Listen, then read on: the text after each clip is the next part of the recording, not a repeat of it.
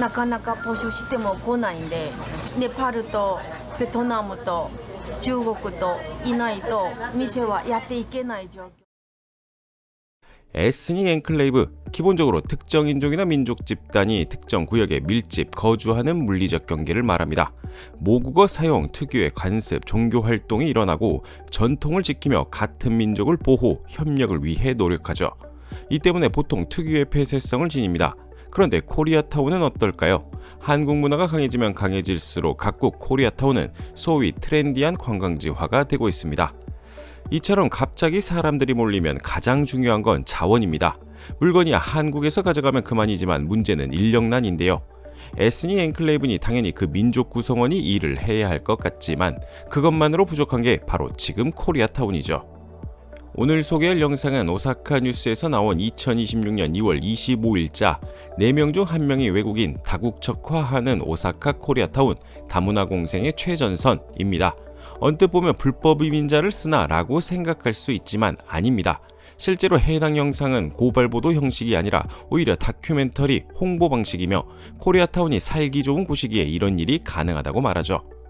너무 장사가 잘 되니 일손이 부족하고 외국인을 쓰지 않으면 운영조차 어렵다는 오사카 코리아타운 이야기, 걱정할 이야기인지 흥미롭고 놀라운 이야기인지 영상 함께 보시고 현지 댓글 반응을 포함해 추가로 이야기를 나눠보죠. 年間およそ200万人が訪れる大阪コリアタウン。韓国グルメやコスメ店などがひしめき合い、平日でもこのにぎわいです。観光客や在日韓国、朝鮮、いわゆる在日コリアンの人々が多く見受けられる中、こちら見てください。キムチ売ってますね。多くの人が並んでます。こんにちは。お疲れさんです。ノアさん、ものすごい人気ですね。そうです。お客さんのおかげで流行ってます。従業員方が今35人ぐらい。在日韓国人です。の方、はい。なるほど。こっちいないな。接客は韓国の人がしているそうですが、休憩中の店内を見せてもらうと、はい、ご飯の時間です。まかないを食べに次々とスタッフが現れます。お兄さんはどこの方ですか？ベトナムです。ベトナム人。ベトナム人。ネパールです。さまざまな国籍の人たちが集まり、お昼タイム。楽しいですね。目的は日本で働くということ。学校終わってからもう就職して働く。留学や就職、来日の目的は様々ですが、ベトナムやネパール、中国など多国籍の人が一緒に働いています。なぜこの地域に集まるのでしょうか。なかなか募集しても来ないんで、ネパールとベトナムと中国といないと店はやっていけない状況になってます。こちらのお店でも、ありがとうございます。もらいます。はい、出ました。接客するのはネパール人です。今大学生です。ここに出席したいけどまだ決まってないです。今アルバイト頑張ります。実は大阪コリアタウンがある生野区は住民のおよそ4人に1人が外国人。国籍もおよそ80の国と地域に及ぶなど、都市部における外国人住民比率が日本で一番高い町でもあるんです。では、いつから集まったのでしょうか。2010年以降ぐらいですかね。やっぱり中国の方であったりベトナムの方であったりというのがこの生野区にもたくさん増えてきた。外国人の人たちが暮らすにあたっても全くわからないところで住むよりは在日コリアンの人たちが暮らしているところの方が逆に外国人の人にとってはですね、過ごしやすいでしょうか。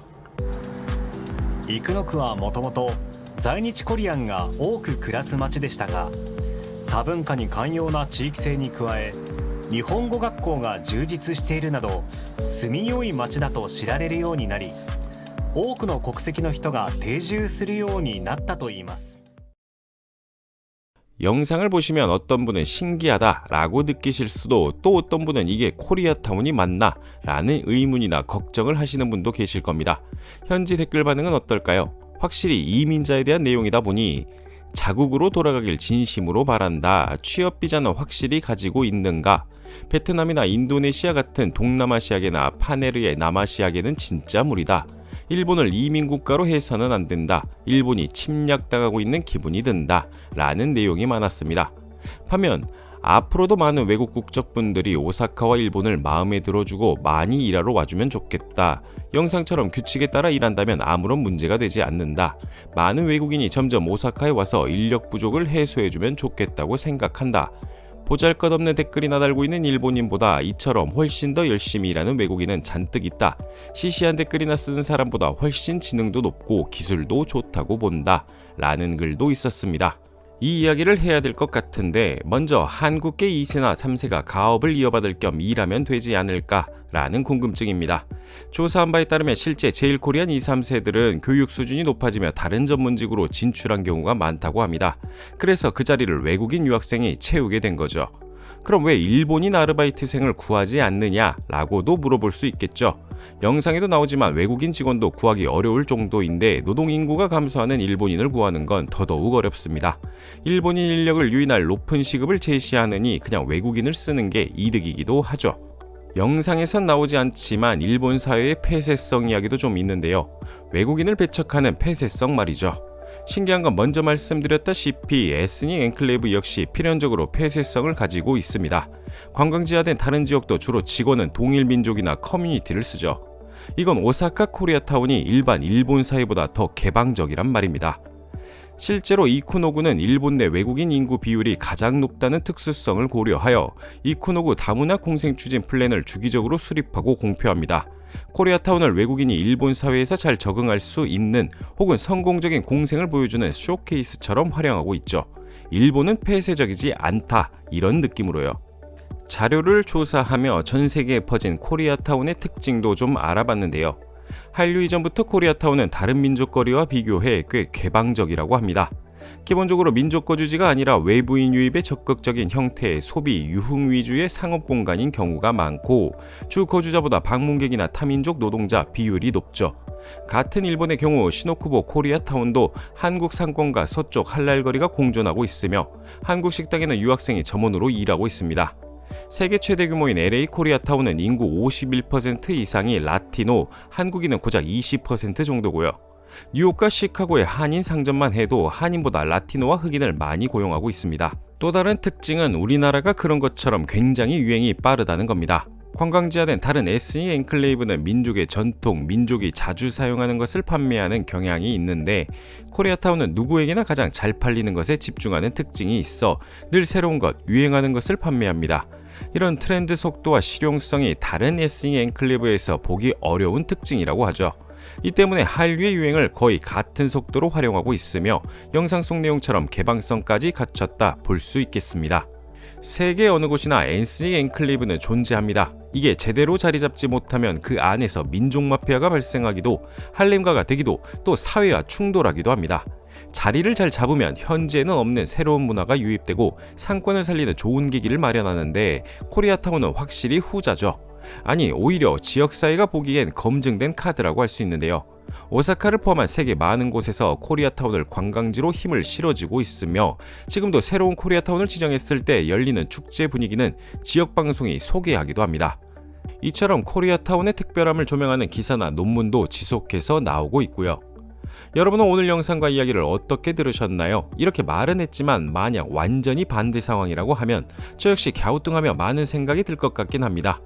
오늘 주제는 유독 여러분의 생각이 참 궁금한데요. 그 고견 댓글로 남겨주시면 감사하겠습니다.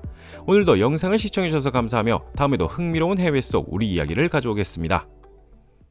구독과 좋아요는 영상을 만드는 데 큰 힘이 됩니다.